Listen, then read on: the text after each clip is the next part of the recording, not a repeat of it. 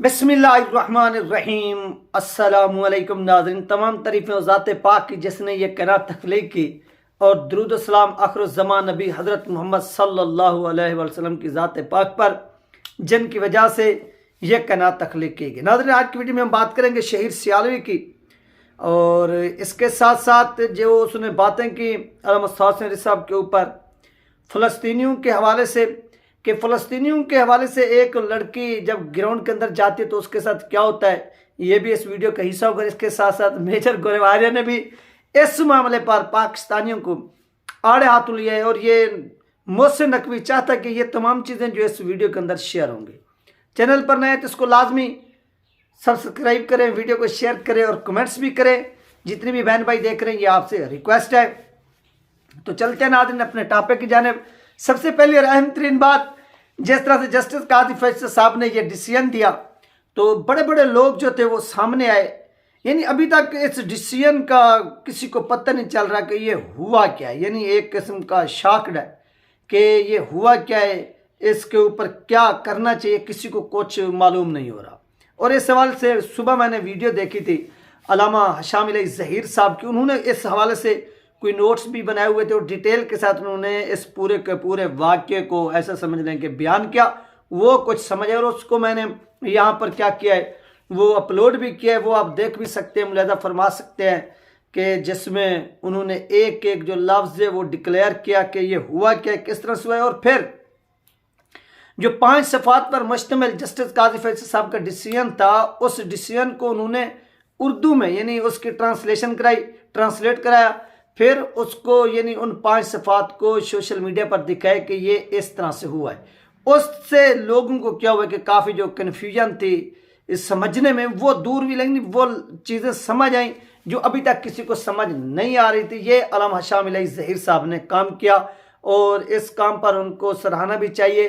कम अज़ कम उन्होंने खुलकर एक जो मौक़िफ़ है वो कौम के सामने रखा, ताकि कौम के अंदर ये कन्फ्यूजन दूर हो। ये उन्होंने एक अच्छा काम किया। इसके साथ साथ जमात इस्लामी के जो एक अहम तरीन प्राचा साहब थे, प्राचा साहब का भी एक अहम तरीन वीडियो क्लिप सामने आया। प्राचा साहब ने भी इसके मुतालिक अपना जो एक वीडियो क्लिप था वो जारी किया, और उन्होंने भी इस चीज़ को, ये जस्टिस काजी फैसल साहब के इस फैसले को, इस डिसीजन को जस्टिफाई किया। उन्होंने कहा कि यह किसी भी सूरत पाकिस्तानी आइन के हवाले से या आइन के मुताबिक ठीक नहीं है। ये प्राचा साहब ने जो जमात इस्लामी के अहम तरीन रहनुमा, उनकी जानिब से भी इसकी मजम्मत की गई, यानी खुलकर उन्होंने इसकी मजम्मत की। और इसके साथ साथ नाज़रीन, शहीद सियालवी साहब को किसी ने लॉन्च किया या बज़ाते खुद वो आए, क्योंकि वो इन मामलात में काफ़ी मरतबा सामने आए हैं और आते भी हैं, फिर गायब भी हो जाते हैं। मुझे याद है जब TLP धरने कर रही थी, जुलूस कर रही, तो इसने कहा कि रमज़ान का मौका था कि सेरी होगी या अफ्तारी होगी, वो हम इन लोगों को करवाएंगे। ठीक हो गया, फिर उन्होंने करवाना भी शुरू किया। और उसके बाद जैसे ही हुकूमत ने मज़ीद जो एक उस वक्त शिकंजा था वो सख्त किया, यानी अपनी तरफ से हुकूमत ने, कि हमने नरमी नहीं दिखानी, सख्ती के साथ TLP के सामने पेश आना है। जब हुकूमत ने यह काम किया, यानी लोगों के ऊपर दहशत गर्दी की FIR देना शुरू कर दी, कि लोगों के अंदर खौफ हिरास जो है ना वो पैदा होगा, और इस तरह से हुकूमती रिट जो है वो कायम होगी, और ये एहतजाज, ये प्रोटेस्ट वगैरह ख़त्म होगा। तो शहीद सियालवी साहब उस वक्त भाग गए थे। उस वक्त क्यों भाग गए थे? वो भाग इस वजह से थे कि 780 यानी दहशत गर्दी की जो FIR दफात हैं वो शामिल हो रही थी, पर्चे हो रहे थे। तो उसने कहा कि अब ये जो मामला है ये बढ़ गया है, और इस पुरतशद्दुद वाक़यात के अंदर लोगों ने क्या किया कि हस्पतालों के ऊपर, सरकारी इमारतों के ऊपर हमले किए हैं, इस तरह का सीन हुआ है, लिहाजा इस चीज़ से हमारा अब कोई लेना देना नहीं। और इस तरह शहीद सियालवी साहब वहाँ से उड़ गए। लेकिन गुज़श्ता रोज़ उन्होंने मीडिया पर आए और सामने आकर उन्होंने कॉन्फ्रेंस की। पहले तो उन्होंने जस्टिस काजी फैसल साहब के हवाले से कुछ बातें की, लेकिन उसके बाद उन्होंने उनके ऊपर बातें कम, फिर वो सीधा चले आए उन लोगों के ऊपर। फिर उन्होंने कहा कि वो जमात कहाँ है, यानी वो जमात जो नमूस रिसालत सल्लल्लाहु अलैहि वसल्लम के नाम पर, ख़त्म नबूवत के नाम पर चंदे खाती है। तो भाई अगर वो चंदे खाते हैं तो आप चंदा ना दिया करें, ये एक बात होगी। दूसरा, आपके पास क्या प्रूफ है कि वो लोग चंदे खाते हैं? एक चीज़ होती है ना कि यार हाँ हमने इन लोगों को नामूस रिसालत सल्लल्लाहु अलैहि वसल्लम के हवाले से या ख़त्म नबूवत के हवाले से इतनी चंदा दिया, आपके पास क्या सबूत है? अगर दिया है तो वो भी सामने लाओ कि यार मैंने इतनी चंदा दिया और इस चंदे के अंदर इतने जो थे वो घपले हुए, वो आप सामने ला कर दिखाओ तो फिर जो है आपको माने। लेकिन आपके पास ये सबूत नहीं था तो आपने डायरेक्ट नहीं इनडायरेक्टली आपने अल्लामा साद हुसैन साहब के ऊपर अटैक किया, हमले किए। आपको सियासत करनी है, सियासत खोल कर करें, लेकिन ये मुनाफकत ना करें। इस वजह से मैं कहता हूँ कि मुनाफकत नहीं करनी चाहिए। जो भी है आपके दिल में है या आपके दिमाग में चल रहा है वो सामने लेकर आएँ और कौम को बताएं।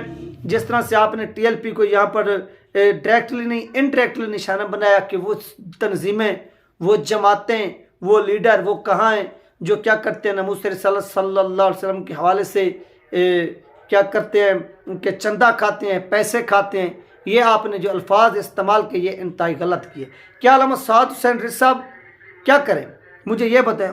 तहरीक लबैक पाकिस्तान की जनाब से नाज़रीन अभी तक ये जो वीडियो मैं जब तक ये वीडियो मैं बना रहा हूँ, हो सकता है ये वीडियो अपलोड हो जाए, ये उसके बाद कोई ऑफिशियली तौर पर टीएलपी की जानिब से पैगाम आ जाए वो अलग बात है। लेकिन अभी तक जब ये आप वीडियो देख रहे हैं, जब तक ये मैं वीडियो बना रहा हूँ और आप देख रहे हैं, अभी तक तहरीक लबैक पाकिस्तान की जानिब से ऑफिशियली तौर पर, यानी एक होता ना ज़िलाई सतह से या एक आम कारकुन की हैसियत से या एक आम लीडर किसी, यानी जो ज़िलाई लेवल पर या तहसील के लेवल पर या यूनियन के लेवल पर, वो एक अलग चीज़ है।